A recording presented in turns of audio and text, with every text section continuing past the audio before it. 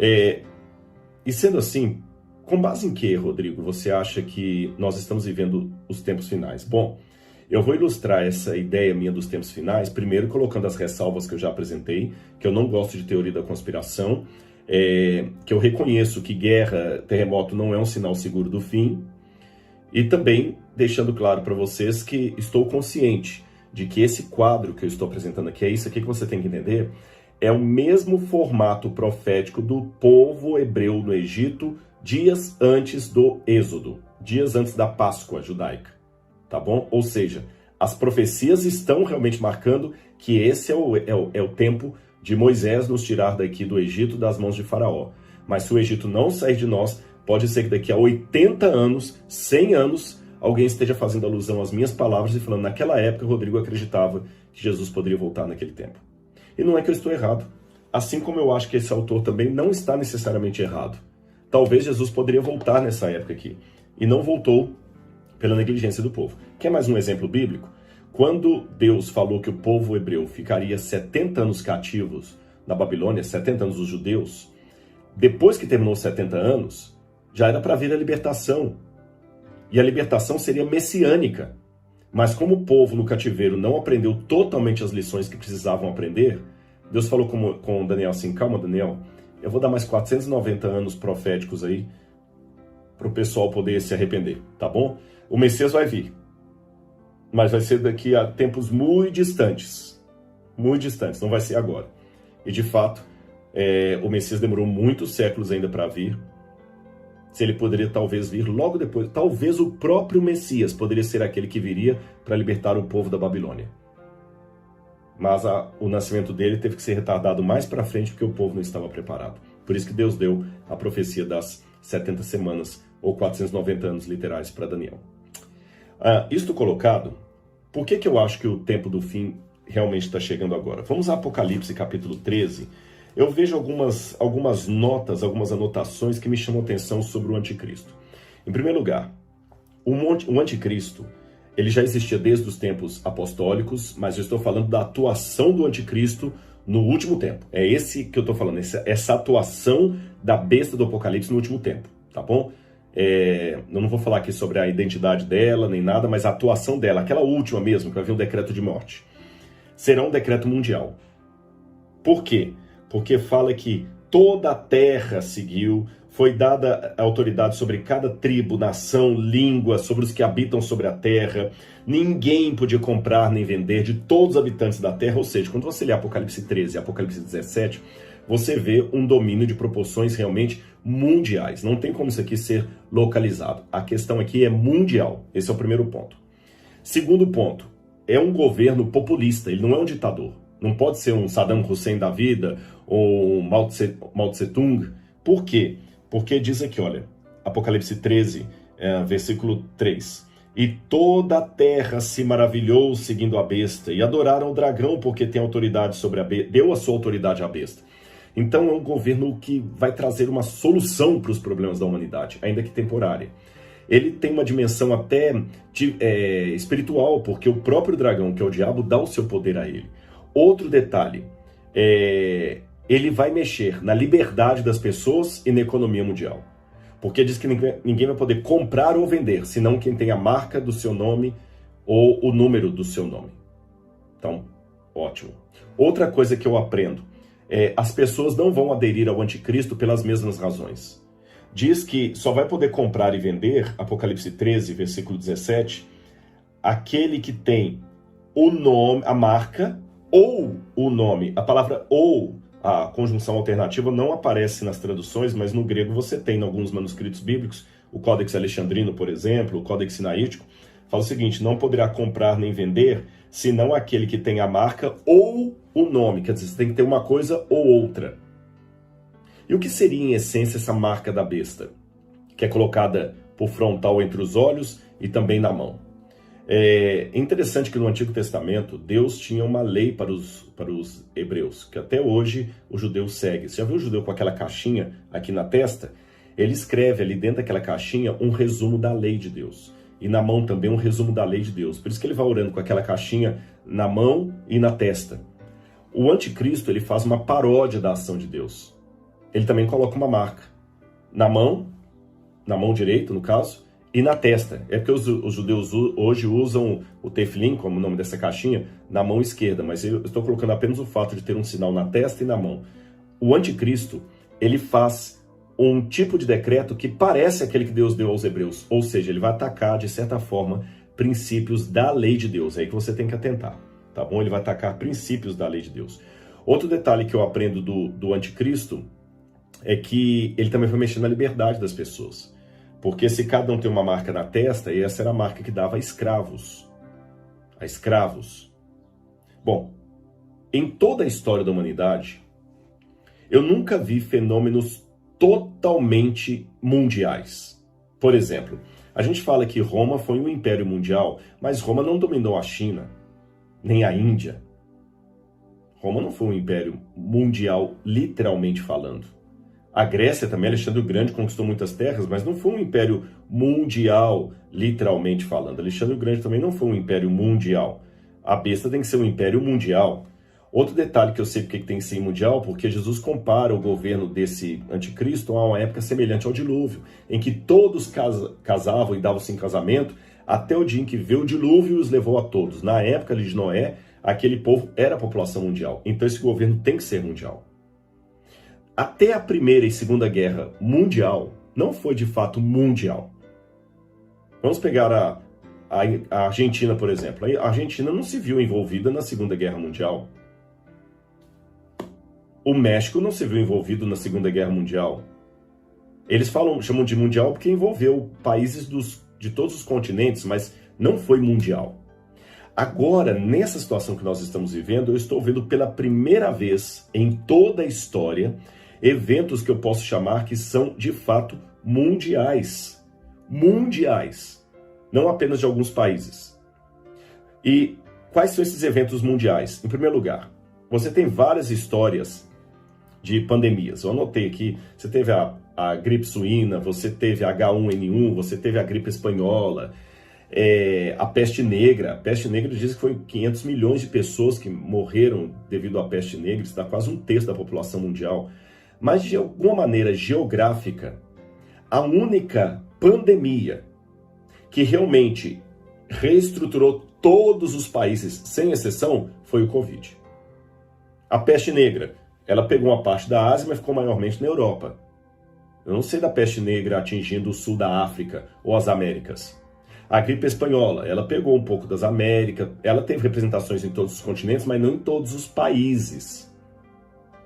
Percebeu a diferença dessa pandemia do Covid com outras pandemias e epidemias do passado, que as epidemias são geograficamente menores? Essa é a única pandemia que literalmente eu posso falar que ela pegou o mundo inteiro. E essa pandemia que pegou o mundo inteiro, ela está abrindo proporções para acelerar um discurso que já vem de longa data e muita gente resistia a ele. Por exemplo, de um governo, ou melhor, de uma governança mundial. Na verdade, Albert Einstein já falava de um governo mundial, da necessidade de um governo mundial. Huxley falava de um governo mundial. Vários povos aqui já trabalhavam com a ideia de que nós precisamos ter um governo mundial. Isso aqui não é coisa nova. Bertrand Russell falava da necessidade de um governo mundial. Estou falando de gente do início do século XX. Só que agora nós estamos vendo que é mais do que uma necessidade, é uma demanda. Se não tiver um governo mundial, o mundo vai explodir. E achei interessante que até o secretário da ONU, Antônio Guterres, ele mesmo falou, por mais que as pessoas rejeitem a ideia de um governo mundial, não temos outro caminho. Ele falou isso recentemente, agora em 2020, num fórum da ONU. E ele falou, nós na ONU respeitamos a soberania nacional de cada país. E a soberania nacional de cada país é um dos pilares da ONU. Mas nós estamos percebendo que, em que pese a nossa defesa da soberania nacional de cada país, precisamos de uma governança mundial. Agora eles não estão falando tanto de governo mundial, mas de uma governança mundial, que para mim acaba sendo um eufemismo quase para a mesma coisa. A diferença é o seguinte, é que um governo mundial tornaria o mundo inteiro um só país. E eles sabem que isso aí é utópico. Jamais o Irã vai aceitar ser o mesmo país que os Estados Unidos. Jamais a Coreia do Norte vai aceitar ser um mesmo país junto com a Coreia do Sul. Jamais os países árabes vão aceitar ser um país só com israelenses todos juntos ali. Eles sabem disso. Eles sabem que as diferenças políticas, religiosas, culturais, governamentais impedem isso. Mas a estratégia deles agora está sendo de uma governança mundial. Por quê? O próprio Antônio Guterres e outros que eu posso falar com vocês aqui estão apontando que o mundo chegou a um tal momento que, se nós não unirmos politicamente, economicamente e colocarmos um representante de todos ali com efeito de lei, não vai funcionar. Porque a ONU, ela não tem deliberação para poder dar um efeito de lei sobre um país, ela dá recomendações. A ONU já admite que ela não cumpre esse papel. Então vou dar para vocês um resumo de como é que está o mundo hoje. Imagine uma casa com 5 crianças hiperativas, 5 crianças, todas de 4, 5 anos de idade, assim, sabe, sem medicação ainda, hiperativas e sem medicação. E essas crianças com objetos cortantes dentro de casa, faca, tesoura, objetos perfurantes, e nenhum adulto que tome conta delas. Você imaginou o caos, o perigo? O que essas crianças precisam é de um preceptor, de alguém que cuide delas na casa, correto? Pois o mundo é essa casa que eu ilustrei.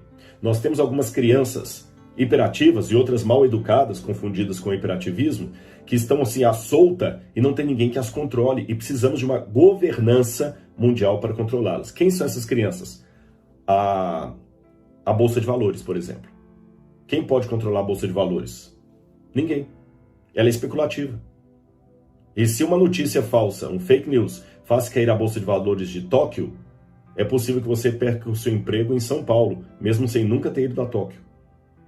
Depois eu vou falar um pouquinho mais sobre isso para vocês. Além a Bolsa de Valores tem que ser controlada com mecanismos mundiais que não podem ser mais a especulação. Outro problema, tráfico de drogas e de armas. Nós estamos vendo direto e reto traficantes, pessoas perigosas que simplesmente fazem crime num país e pulam para o outro e nada lhes acontece, porque não há uma legislação mundial para pegar essa pessoa no outro lugar. Agora, recentemente, um mafioso perigoso da Itália foi descoberto no Brasil, mas se o Brasil não quiser soltar, não solta. Não libera, não vai fazer a extradição do sujeito, é muito complicado. Outro problema, a questão ecológica. Por mais que eu, como brasileiro, diga a Amazônia é nossa, eu tenho que, como cidadão do mundo, admitir que se eu não controlar a queima da Amazônia, o mundo inteiro vai perecer. Se os Estados Unidos não controlarem a emissão de gases poluentes, o mundo inteiro vai apanhar. Então, na verdade, ninguém pode falar assim, o país é meu, não tem nada a ver com isso. Quem controla isso é outra criança solta. A internet, gente. Quem controla a internet? Eu posso colocar da internet um cachorro dando gargalhada ou uma receita de como preparar uma bomba caseira que está sendo vista por adolescentes do mundo inteiro. E não adianta o YouTube colocar censura, ou o Instagram, ou o Google, porque vaza. Você sabe da Deep Web que está aí. Quem controla a Deep Web? Quem controla isso, sem contar os terroristas que podem colocar vírus de computador na rede e apagar tudo. O mundo está realmente numa situação de muito perigo. Vocês não têm noção. Isso aqui não é teoria da conspiração, isso aqui é sério. O mundo está numa iminência de risco muito grande. Olha, para vocês terem uma noção, vamos falar da questão ecológica. Se Jesus não voltar, ele não vai ter mundo para pegar daqui a pouco. Isso nunca houve na história da humanidade, isso é agora. O primeiro tratado sobre poluição que saiu foi nos anos 1930 por Rachel Carson, que escreveu A Primavera Dourada. Antes de Rachel Carson, você não tinha nenhum governo do mundo falando sobre poluição. E hoje, a poluição, o problema nuclear, nós ainda não estamos isentos de uma guerra nuclear. É tudo muito perigoso. E você sabe daquele relógio que foi colocado lá na Times Square, lá em Nova York, na Union Square, lá em Nova York, que é o relógio do fim do mundo. Esse relógio foi projetado por vários cientistas que estão fazendo um alerta. E olha que interessante, eu li recentemente que esse relógio deixou de mostrar as horas na contagem normal, porque antes ele eram ponteiros, e passou a informar o tempo restante que o mundo tem para agir contra a crise climática. Aí, o visor, no sábado, dia 19, mostrou que faltam 7 anos, 103 dias e 15 horas, 40 minutos e 7 segundos. Após isso, o tempo vai continuar decrescendo e os prazos vão se tornando cada vez mais urgentes. Ou seja, nós temos 7 anos, 103 dias, cada dia vai diminuindo aqui, para resolver o problema de poluentes do mundo. Senão o mundo vai acabar, ponto. Isso aqui não é profecia furada, não é vidente que está falando, não é pastor de igreja, nem padre, nem sensacionalista religioso. São cientistas que estão alertando o mundo contra a crise. Eu sei que tem alguns falando que a estufa global, que isso é mito, que não tem nenhum problema, isso é mentira, mas há muitos cientistas sérios falando, gente, o mundo não vai aguentar, a poluição está aí. Então nem precisa ler a Bíblia, se olhar só registros de artigos indexados de cientistas sérios, eu sei que o mundo não vai se estender por mais 30, 40, 50 anos, isso é óbvio, eu não preciso de uma linha profética para afirmar isso, a menos que alguma coisa aconteça. Nesse meio tempo, falar de 20 anos para o mundo é dar ainda uma folga muito grande, porque o próprio relógio do Apocalipse aqui, colocado lá em Nova York, fala de 7 anos. Sobre a questão econômica. Eu até com os livros aqui que vocês podem ler, hoje tudo é muito fácil, você pode comprar isso pelo Amazon e pode ler isso aqui pelo e-book. Você tem aqui o Grande Reset, esse aqui é de Richard Florida. Esse camarada aqui é um dos gênios atuais sobre a questão de economia mundial. E 2 livros que eu recomendo para vocês é o Grande Reset, acho que não estão em português, e o outro, Covid-19 e o Grand Reset. Esse aqui é melhor porque ele foi escrito por Klaus Schwab e Thierry Marellet. Esse Klaus Schwab, tá aqui, ó, e Thierry Marellet. O Klaus Schwab foi o fundador do Fórum Econômico Mundial nos anos 1970. E ele fez parceria com esse outro francês aqui, o Thierry, e publicaram O que será o mundo. E eles notam o seguinte, esse livro tem muita coisa parecida também com o livro de Richard Florida. Ele diz o seguinte, o mundo hoje precisa ter um reset da economia. A gente sabe resetar a máquina, quando você bate Ctrl Alt Del e reseta a máquina para começar tudo de novo. Só que o grande impasse que eles estavam vendo é o seguinte, como é que você vai mudar a economia mundial? Porque a economia atrelada a papel moeda, ela não funciona mais. Ela não funciona mais, não dá conta. Porque mais cedo ou mais tarde, mesmo os países ricos têm que emitir novas cédulas, e aí vai desvalorizando o dinheiro. O dinheiro não pode mais estar atrelado a tesouro nacional como no passado. Por isso que fala-se hoje em criptomoedas. Hoje o governo não consegue mais, nem os melhores governos, controlar a questão dos impostos. Há muita sonegação. Então como é que você faz para controlar tudo isso aí? Sem contar que você tem uma população mundial crescendo cada vez mais, e a maior parte do PIB do mundo está na mão de 2.000 e poucas famílias, quase 70% do PIB mundial está na mão de 2.000 e poucas famílias, não se sustenta. Quando eles querem corrigir isso, não é porque ninguém quer bonzinho, ninguém é Madre Teresa de Calcutá. Esses economistas, eles estão querendo fazer com que a economia não exploda e sobre para eles mesmos. Você está entendendo? E eles estão dizendo que o Covid foi a oportunidade que eles precisavam para o reset. Porque o Covid fez com que o PIB de muitos países ricos caíssem. Muitos países, eu estou com a lista ali, todos os países ricos tiveram queda no PIB.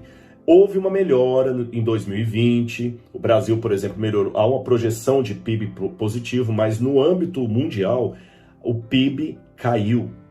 E as pessoas não estão mais dando conta dessa realidade. E eles acham que a situação do Covid é o que vai ajudar a corrigir o mundo. A corrigir como? Eles fazem as previsões ali, através de tecnologias que vão substituir muitos empregados, através da internet, que vai facilitar o controle das pessoas. Só que isso aí vai gerar desemprego. Porque, por exemplo, se você coloca, vamos supor que funciona o carro, e você sabe que o 5G já permite isso aí. Os carros não precisam mais de motorista. O que eu vou fazer com o Uber? O que eu vou fazer com aquele que faz um trabalho dirigindo? Ele vai ser desempregado. Aí vem a proposta do Yuval Harari, que escreveu Lições para o Século XXI, esse aqui está em português, onde ele fala que o futuro da humanidade vai ser realmente uma diminuição de empregos, mas o governo vai dar bolsas para todo mundo, como é o projeto que Israel faz com os judeus racídicos que não trabalham, mas ficam só estudando a Torá. E eles fazem todo um prognóstico. Gente, eu não tenho expertise para falar de economia mundial, estou só citando quem tem. Esses autores, eles falam que realmente o governo vai controlar a economia do mundo de tal maneira que o dinheiro vai ser virtual. E sendo virtual, as pessoas vão viver de pensão do governo. Isto promete uma situação de colocar um igualitarismo igualitarismo, onde você vai ter uma classe média predominante. Não haverá ninguém desesperado com fome, porque as máquinas vão produzir e o governo vai distribuir para todos. E que governo? Não pode ser o governo desse país ou daquele, tem que ser uma governança mundial. E o controle também sobre o trabalho das pessoas. Tudo isso mostra que nós estamos caminhando para um controle econômico, financeiro, ecológico e uma governança mundial. Não tem que fugir. Aqui o Rodrigo não está falando que ele é a favor ou contra isso. Eu estou admitindo que não há o que fazer nesse sentido. O mundo caminha para isso. Uma governança mundial que controle a economia, que controle as emissões de poluentes e que talvez decrete feriados mundiais. Porque perceberam com o Covid que a população presa dentro de casa diminuiu a emissão de gases, diminuiu a poluição, deu muitos benefícios. E muitas empresas estão percebendo que não precisa tirar o camarada de casa. Ele pode trabalhar em casa. E é fácil hoje, através de algoritmos, controlar você. Você sabe que o algoritmo já controla o que vai aparecer no seu YouTube, o que vai aparecer no seu e-mail, no seu WhatsApp. Até não só controla, mas direciona, prevê a sua decisão e direciona a sua decisão. Ou seja, nós estamos nas mãos desse futuro governo ou governança mundial. Essas coisas se encaixam muito com o Apocalipse. Então, pessoal, eu não preciso ficar naquele sensacionalismo, como alguns que tudo agora é o anticristo. Teve gente que não queria fazer aquela, sabe quando você vai com aquele negocinho na testa ou aqui no braço para verificar a sua pressão quando você entra no shopping center? Tem gente que se recusava porque achava que aquilo era a marca da besta, na testa ou na mão. Acho que é ridículo, não precisamos ir por aí. Eu não preciso de teoria da conspiração nem sensacionalismo para pregar a volta de Jesus. Mas eu também não posso ficar, como se diz, acomodado, achando que nada está acontecendo. Ou seja, não sou eu, são autores seculares, como os que eu citei aqui, que estão apresentando um quadro de mundo futuro para os próximos anos, muito semelhante àquele quadro que a Bíblia apresenta que será o governo último do anticristo. Minha sugestão final para você. Em primeiro lugar, analise os sinais dos tempos. Com cautela, oração e estudo da palavra de Deus. Segundo, evite por um lado o extremo do sensacionalismo, das teorias da conspiração, mas por outro lado também o extremo do comodismo, de achar que o Senhor nunca voltará, que nada demais está acontecendo. Terceiro, perceba que agora nós estamos vendo coisas que sempre ocorreram ao longo do mundo, governos tentando dominar o povo, leis tirando a liberdade, organizando, mas pela primeira vez na história estamos vendo isso em escala literalmente mundial. Não é Roma tentando aumentar o poder dela, não é a China tentando, na época de Mao Tse Tung, implantar ali a revolução cultural. Não, estou falando de um movimento realmente mundial. Quarto, o que eu devo ou não devo fazer? Eu acho que é o seguinte, a dica o próprio Apocalipse dá. Enquanto esse governo mundial estiver fazendo coisas que não são contra a Bíblia, o meu papel como bom cidadão é obedecer. Foi o que Pedro falou. Nós devemos honrar as autoridades constituídas. Se essa governança mundial se instalar amanhã, eu não vou ser desesperado, desobedecendo em tudo. Não. Enquanto eles não fizerem ou ordenarem nada que afete a minha fé, eu vou ser um bom cidadão. Mas preste atenção. A partir do momento que essa governança mundial começar a apresentar algum decreto que vá contra alguns dos mandamentos que estão no decálogo, aí eu vou te chamar a atenção, meu amigo, abra o olho. Aí é a hora de fazermos aquela desobediência civil consciente, tá bom? Não queimando pneu em público, pegando em armas e lutando contra o governo, mas quem sabe aceitando a perseguição que se abaterá sobre o verdadeiro povo de Deus nos últimos tempos. E por fim, como eu falei, nós estamos realmente, comparando ao Egito, na iminência de sair desse mundo. Todas as profecias estão indicando. Moisés, entre aspas, está aí. As pragas de Faraó, entre aspas, estão aí. Ou seja, o cenário está aí. Mas pode ser que nós ainda tenhamos que penar 40 anos no deserto antes que Jesus volte por nossa própria culpa. Eu espero que dessa vez ele possa tirar o povo do Egito e tirar o deserto do caminho. Que Deus abençoe você, estude as profecias e saiba, estamos vivendo realmente aqueles tempos que podem ser o cumprimento de Apocalipse capítulo 13 e 17. Eu espero que Jesus não precise retardar por mais 50 anos, 80 anos à volta dele, porque nós negligenciamos o preparo nesses tempos tão solenes. Um abraço e até o próximo vídeo. Tchau, tchau.